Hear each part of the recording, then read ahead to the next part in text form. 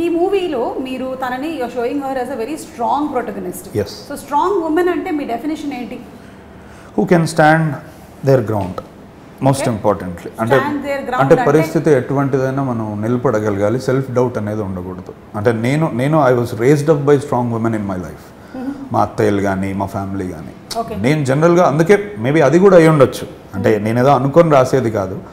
మనం పెరిగిన వాతావరణం మనల్ని చాలా ఇన్ఫ్లుయెన్స్ చేస్తుంది. అంటే ఇంట్లో ఏ కష్టం ఉన్నా ఇంకోటి ఏది ఉన్నా కూడా నిలదొక్కుని ఎక్కడ చెప్పకుండా. See, these are the things that I like about female protagonists. They are not so loved. 100 సమస్యలు ఉంటాయి. They don't cry out like siren.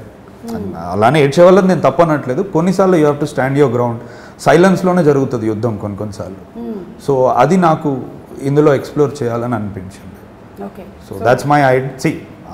నా ఐడియా అని చెప్పడానికి నేను ఎవరిని కానీ I would like to see my female protagonist. అంటే some times